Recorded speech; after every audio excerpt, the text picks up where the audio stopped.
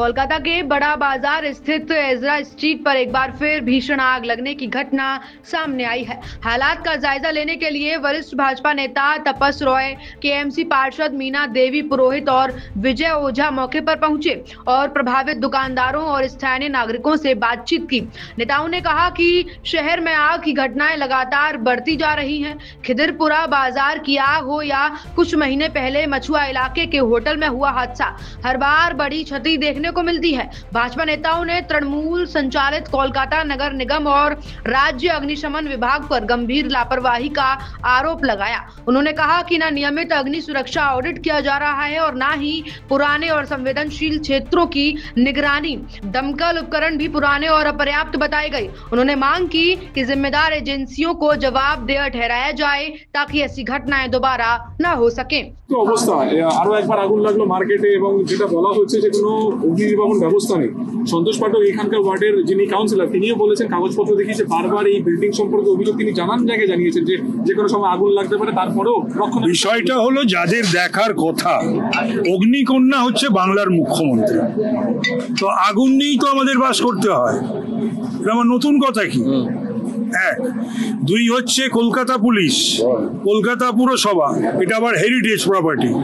তো সুতরাং হেরিটেজ আমি জানি না, বলছে সকলে, চোখের জল ফেলছে আর বলছে যে হেরিটেজ প্রপার্টির তো কোনো ইয়ে করা যায় না, চেঞ্জ করা যায় না, অল্টারেশন করা যায় না, রিপেয়ার করা যেতে পারে। তো ওটার তো কোনো এই যে অবস্থাতে রয়েছে সেই অবস্থার তো পরিবর্তন করা যায় না। তাই এ সমস্ত ষড়যন্ত্র মানে পুড়িয়ে দেওয়া, আগুন লাগিয়ে দেওয়া হতেও পারে। একটা ভয়ঙ্কর পরিস্থিতি।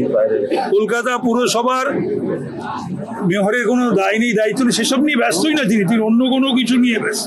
কলকাতা পুরসভা এই রকম ধরনের অপদার্থ কলকাতা পুরসভার মেয়র আমি এর পূর্বে আমি দেখিনি।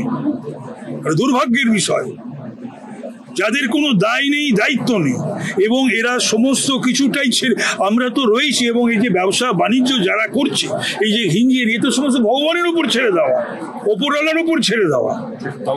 আপনি ষড়যন্ত্রের কথা বলছেন, কি কারণে আপনার মনে হচ্ছে ষড়যন্ত্র?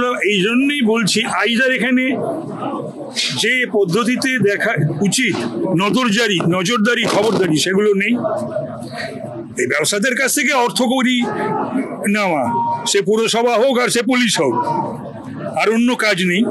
এক, আর দুই হচ্ছে যে হেরিটেজ প্রপার্টি, তো হেরিটেজ প্রপার্টি যদি সেটাকে প্রমোট করতে হয়, সেটা যদি ইয়ে করতে হয়, বিল্ডাররা যদি সেটা মনে করে সেটাকে আরো কোনো প্রমোট করবে, তো সেটা তো করতে পারে না।